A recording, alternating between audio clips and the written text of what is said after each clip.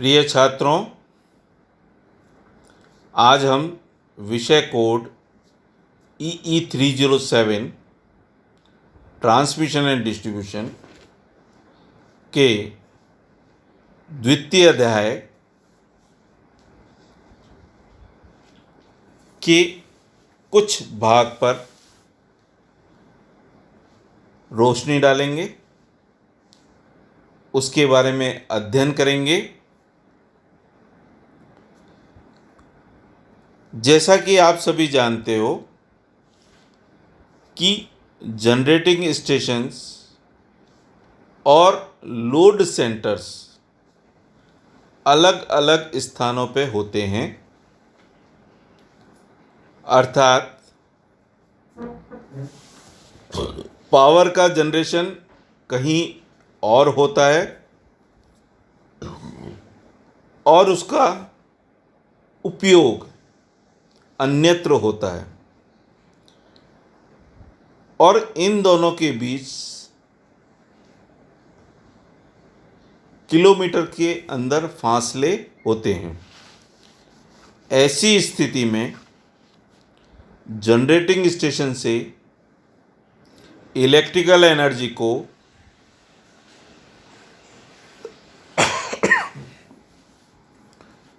Load centre तक पहुंचाने के काम ट्रांसमिशन लाइन करती है। अब एक ट्रांसमिशन लाइन के अंदर मुख्य रूप से supports, insulators, conductors, cross arms, lightning arresters, insulating switch, earth wire, guard wires इत्यादि होते हैं। तो हम संक्षिप्त में इनके बारे में अध्ययन कर मुख्य रूप से लाइन सपोर्ट के बारे में आज अध्ययन करेंगे। लाइन सपोर्ट्स, जिन्हें हम पोल्स या टावर के नाम से भी जानते हैं, और किस प्रकार का लाइन सपोर्ट काम में लिया जाएगा, यह उसकी वर्किंग वोल्टेज और किस स्थान या जगह पे उसे काम लिया जा रहा है के ऊपर निर्भर करता है। क्रॉस आर्म ये या तो लकड़ी की या स्टील के एंगल सेक्शन की बनी होती है,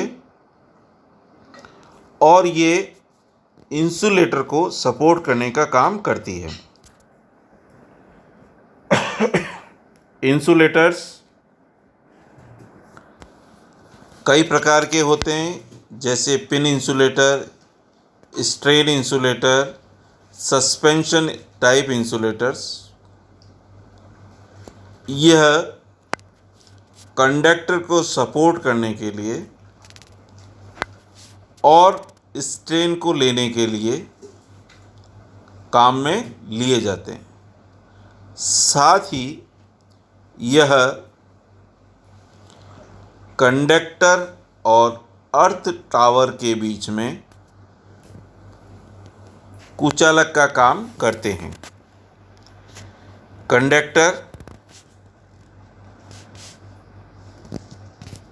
कंडक्टर का पदार्थ कॉपर भी हो सकता है, एल्यूमिनियम भी हो सकता है, या ACSR कंडक्टर भी हो सकते हैं। ज़्यादातर ACSR कंडक्टर ही काम में लिए जाते हैं।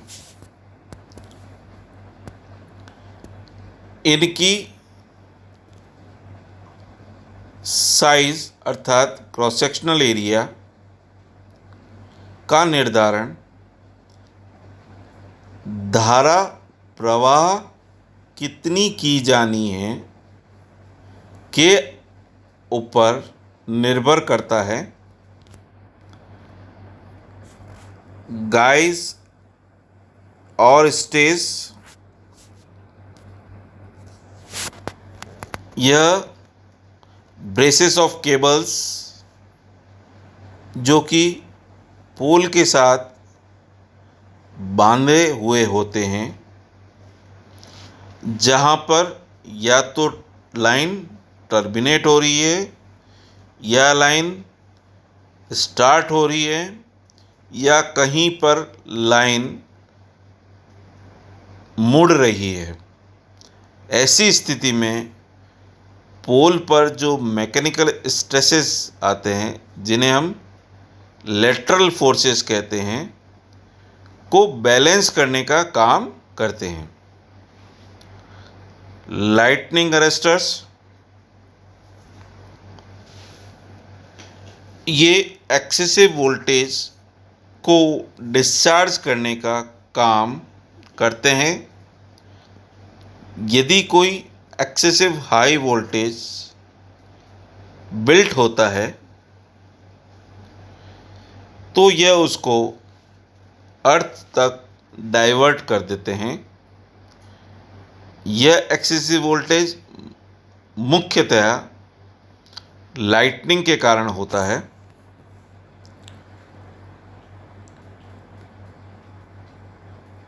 कंटिन्यूस अर्थ वायर, यह टावर के टॉप पर चलता है तथा यह लाइटनिंग डिस्चार्ज से लाइन की सुरक्षा करता है। वी गार्ड, यह अधिकतर जो बिना इंसुलेशन के ओवरहेड तार हैं और जो पब्लिक स्ट्रीट के अंदर लगे हुए हैं, वहाँ पर सेफ्टी पर्पस से इनका उपयोग किया जाता है।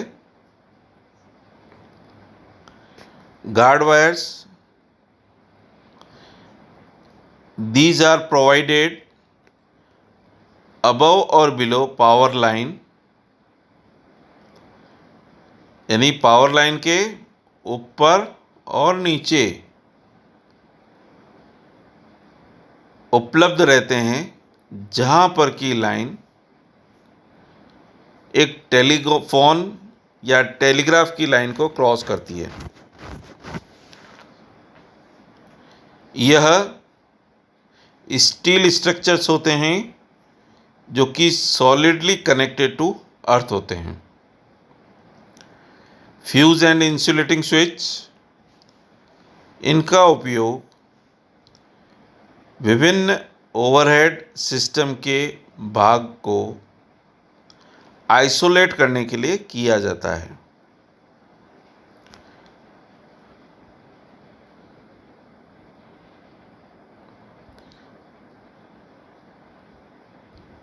फेस प्लेट्स, जैसा कि आप जानते हो कि 3 फेज सिस्टम के अंदर अलग अलग फेज को रिप्रेजेंट करने के लिए या तीनों फेज़ों को अलग अलग करने के लिए इनका उपयोग किया जाता है। इसके अलावा बर्ड गार्ड्स का भी उपयोग किया जाता है, जो कि एक स्टिक ऑफ एबोनाइट होती है विद राउंडेड टॉप और इंसुलेटर के पास लगी होती है ऑन द क्रॉस आर्म, और यह प्रिवेंट करती है flash over due to birds packing on the conductor.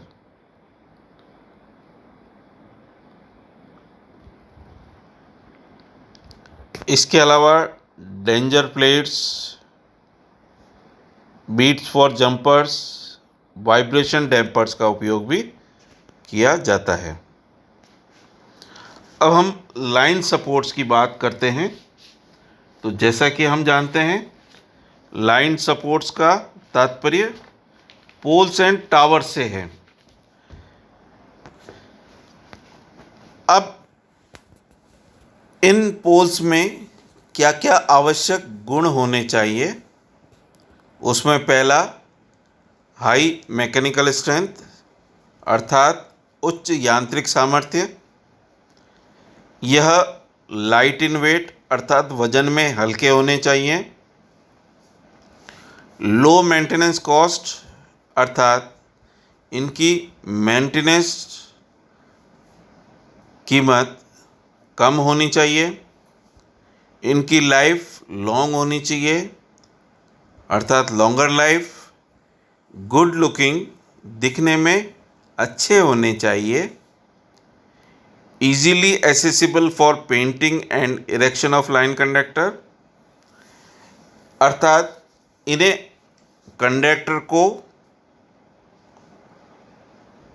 खींचने में तथा इन पर पेंटिंग करने के लिए यह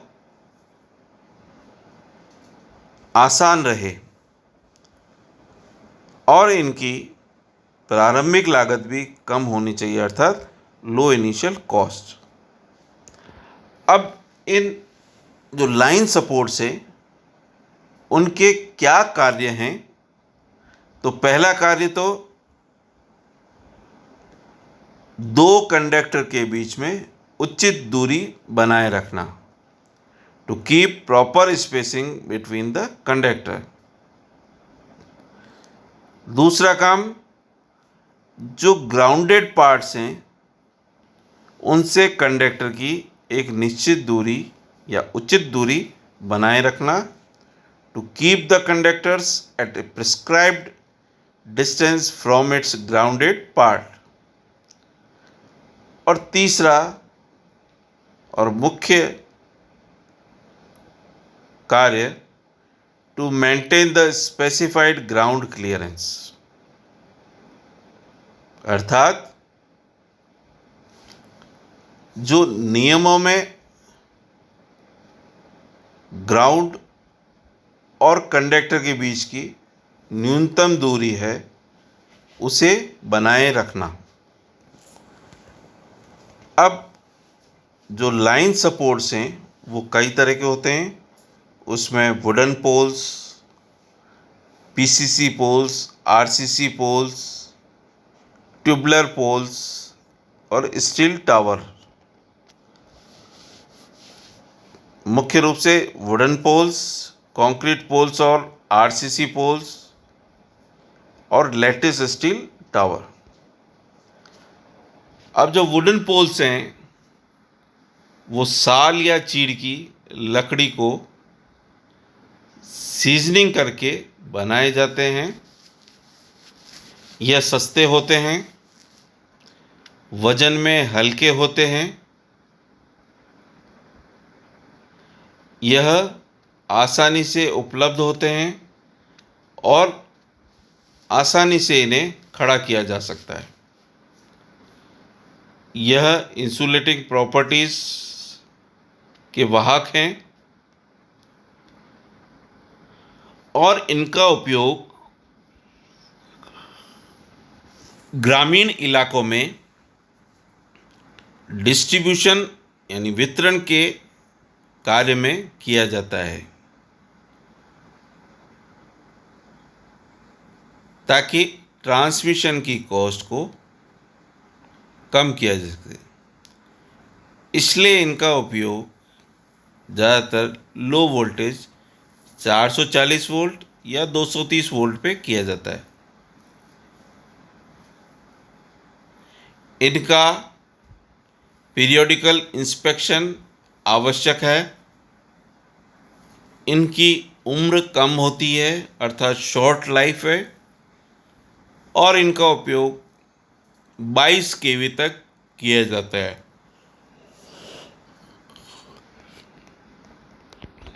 कंक्रीट पोल और आरसीसी पोल्स,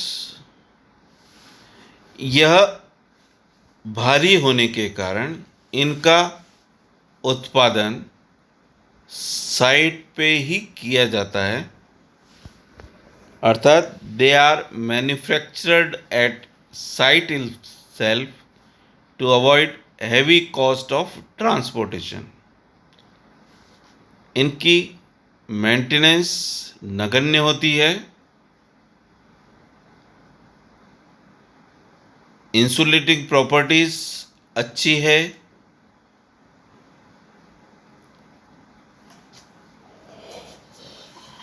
और इनकी लाइफ भी ज़्यादा होती है।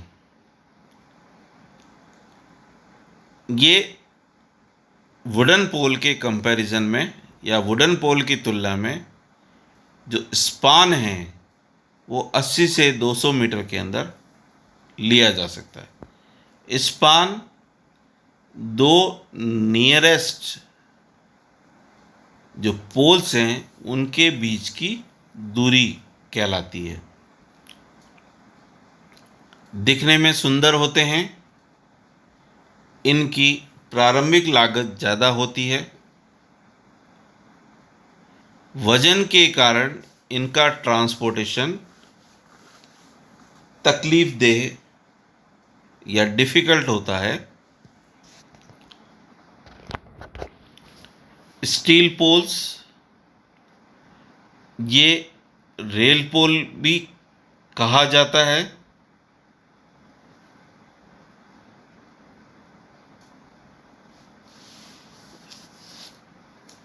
ग्यारह केवी और 33 केवी पे इनका उपयोग होता है। इनका क्रॉस सेक्शन राउंड होता है और ये 9 और 11 मीटर हाइट के डिस्ट्रीब्यूशन पर्पस के काम आने वाले पोल्स होते हैं। और रोल्ड स्टील जॉइंट्स या के आई सेक्शन का उपयोग भी स्टील पोल्स में किया जाता है। इनकी यांत्रिक सामर्थ्य ज़्यादा होती है। स्पान वुडन पोल के कंपैरिजन में ज़्यादा रख सकते हैं। वुडन पोल के कंपैरिजन में इसकी लाइफ ज़्यादा लंबी होती है। ये जगह कम घेरते हैं। साथ ही इनका अपीयरेंस भी अच्छा है, परंतु इनका मूल्य अधिक होता है और इन पर रेगुलर पेंटिंग की आवश्यकता होती है। लैटिस स्टील टावर्स, जैसा कि आप जानते हो, यह basically high voltage, very high voltage के ऊपर जहाँ ट्रांसमिशन होता है वहाँ पर इनका उपयोग किया जाता है। जैसे 400 केवी की लाइन 132 केवी की लाइन को सपोर्ट करने के लिए इन लैटिस स्टील टावर्स का यूज़ किया जाता है। यह यांत्रिक रूप से मजबूत होते हैं। इनकी लाइफ ज़्यादा होती है। इनकी कंस्ट्रक्शन रोबस्ट होती है। स्पान ज़्यादा लिया जा सकता है, 300 मीटर और उसके ऊपर भी। यह महंगे होते हैं।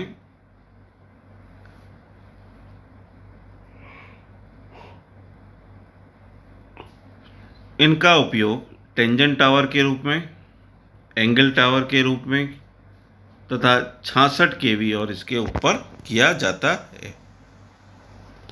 तो इस प्रकार आज हमने एक ट्रांसमिशन लाइन के जो डिफरेंट कंपोनेंट्स हैं उनके बारे में अध्ययन किया।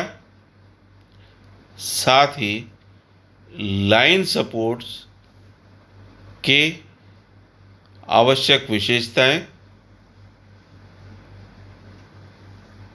उनका कार्य क्या है लाइन सपोर्ट्स का, और विभिन्न प्रकार के लाइन सपोर्ट्स के बारे में अध्ययन किया है।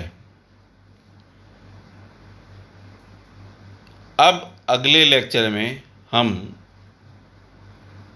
कंडक्टर, इंसुलेटर्स इत्यादि के बारे में अध्ययन करेंगे।